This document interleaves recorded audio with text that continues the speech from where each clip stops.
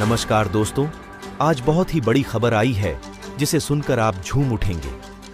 निराश होने की कोई बात नहीं, क्योंकि भारत है तो उम्मीद है तो भारत है। अभी अभी चंद्रयान 3 के लैंडर विक्रम और रोवर प्रज्ञान के नींद से जागने को लेकर नई जानकारी सामने आई है। इसरो ने विक्रम लैंडर के कुछ सर्किट्स को सोने नहीं दिया था, वो जाग रहे थे, लगातार संपर्क किया जा रहा है, लेकिन अभी कोई उत्तर नहीं मिल पा रहा है।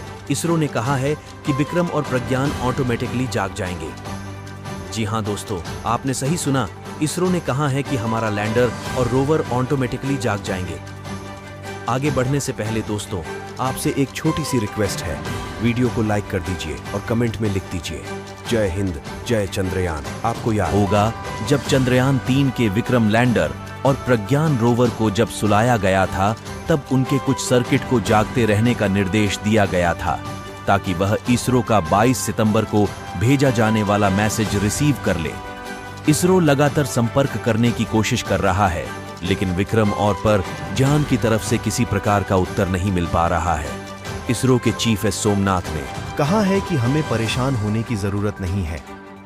विक्रम लैंडर और प्रज्ञान रोवर में ऐसी टेक्नोलॉजी भेजी गई है कि जैसे ही वह पूरी तरह से सूरज की रोशनी से ऊर्जा हासिल करे, वह खुद जाग जाएंगे, यानी ऑटोमेटिकली एक्टिव हो जाएंगे।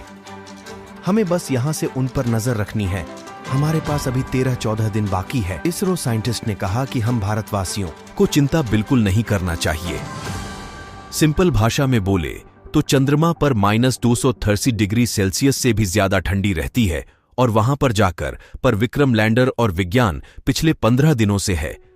जाहिर सी बात है, इतनी ठंडी का असर उसके पूरे पार्ट्स पर तो पड़ेगा ही। वही नासा के अनुसार चंद्रमा का दक्षिणी ध्रुव रहस्य विज्ञान और साजिश से भरा है। एक मीडिया रिपोर्ट में यह बात कही गई।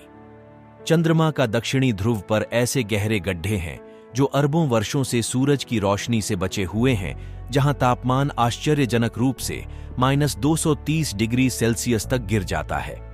विशेष रूप से चंद्रयान 3 मिशन का हिस्सा भारत का चंद्रमा लैंडर योजना के अनुसार बुधवार शाम को दक्षिणी ध्रुव में चंद्रमा की सतह पर सफलतापूर्वक और सुरक्षित रूप से लैंड कर अपने 4 पैर स्थापित कर चुका है। एक रिपोर्ट के अनुसार चंद्रमा पर ऑक्सीजन, पानी एक प्रमुख स्रोत है।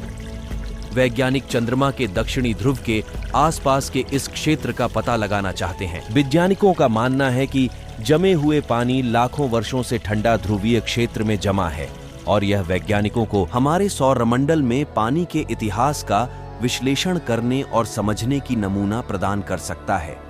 मीडिया रिपोर्ट के अनुसार अगर चंद्रमा पर पानी की बर्फ निकलना संभव हो जाता है, तो कुछ लोगों को उम्मीद है कि अंततः इसका उपयोग अंतरिक्ष यात्रियों द्वारा किया जा सकता है। इसके अलावा पानी के अणु को हाइड्रोजन और ऑक्सीजन को तोड़ा जा सकता है, जो शायद एक दिन रॉकेट के लिए उपयोग किया जा सकता है।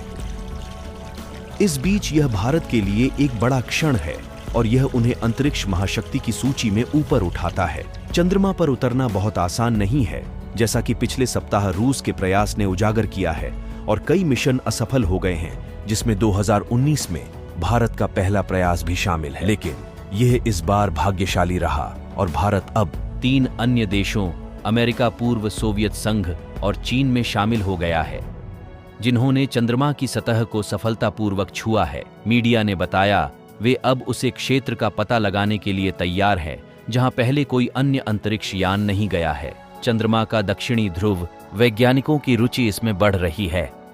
इस क्षेत्र में गड्ढे स्थायी रूप से छाया में रहते हैं और उनमें पानी जमा हुआ होता है। रिपोर्ट में कहा गया है, भविष्य में मानव अन्वेषण के लिए यह एक महत्वपूर्ण संसाधन होगा। नासा का आर्टेमिस मिशन, जो अंतरिक्ष यात्रियों को चंद्रमा पर भेज रहा है, इस क्षेत्र को भी लक्षित कर रहा है। अन्य देश अमेरिका, पूर्व सोवियत संघ और चीन में शामिल हो गया है, जिन्होंने चंद्रमा की सतह को सफलतापूर्वक छुआ। इसरो ने कुछ समय पहले यह जानकारी दी है कि भारतीय विक्रम लैंडर और प्रज्ञान रोवर को स्लिप मोड से बाहर लाने की कोशिश की जा रही है। जैसा कि आपको पता है, 22 सितंबर को होने वाले सूर्योदय का बेसब्री से हम सबको इंतजार था, लेकिन यह सूर्योदय धरती पर नहीं बल्कि चंद्रमा पर होने वाला था। इसरो इन्हें जगाने की कोशिश शुरू कर दिया है। अब तक हमें इन दोनों से कोई सिग्नल प्राप्त नहीं हुआ है। अगर लैंडर विक्रम और रोवर प्रज्ञान ने दोबारा काम नहीं किया तो क्या होगा?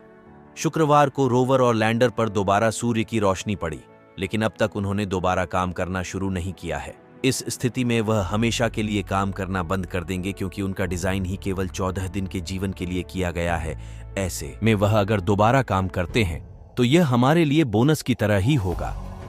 दोस्तों, हम भारतीय हैं और ईश्वर में बहुत विश्वास करते हैं और हमें इस विश्वास को नहीं तोड़ना चाहिए। हम भगवान से प्रार्थना करते हैं और सभी इस भारतवासी, सभी धर्म को मानने वाले ईश्वर से अपने भाव में प्रकट करते हैं कि हमारा चंद्रयान 3 का लैंडर विक्रम और रोवर प्रज्ञान के फिर से जागकर एक्टिव हो जाए और हमारे चंद्रमा के सारे रहस्य को पर्दाफाश करे कि वहां पर हाइड्रोजन कितना है, नाइट्रोजन कितना है, सोडियम कितना है, पोटेशियम कितना है, वहां पर जीवन संभव है कि नहीं, वहां पर कोई पेड़ पौधा है कि नहीं, क्या वहां एलियन रहते हैं, क्या वहां कोई और भी बस्ती बसा हुआ है, क्या अमेरिका भी वहां पर काम कर रहा है, क्या चीन भी वहां पर पहुंच चुका है? तमाम सवालों का जवाब हमारा चंद्रयान 3 देगा। हम भगवान से प्रार्थना करते हैं और सभी इस भारतवासी, सभी धर्म को मानने वाले ईश्वर से अपने भाव में प्रकट करते हैं कि और इस वीडियो के अंत में यह भी जान लो, यह जानकर आपको बहुत गर्व होगा कि यह मिशन अंतरिक्ष में वैश्विक महाशक्ति के रूप में भारत की स्थिति को मजबूत कर सकता है। इससे पहले केवल अमेरिका, चीन और पूर्व सोवियत संघ ने चंद्रमा की सतह पर सॉफ्ट लैंडिंग पूरी की है। इसमें आगे लिखा, चंद्रयान 3 की लैंडिंग साइट भी इतिहास में किसी भी अन्य अंतरिक्ष यान की तुलना में चंद्रमा के दक्षिणी ध्रुव पर सबसे ज्यादा आगे है। दोस्तों, अब हम इस वीडियो को यहीं खत्म करते हैं। उम्मीद करता हूं कि ये वीडियो आपको बहुत ही अच्छा लगा होगा। आप अपने मित्रजनों में शेयर भी कर दीजिए। और दोस्तों, आपको सिंपल सा काम कमेंट बॉक्स में कमेंट करते रहिए, भगवान से दुआ कीजिए और कमेंट में लिखिए जय हिंद जय भारत। वीडियो को अंत तक देखने के लिए आपका बहुत बहुत धन्यवाद।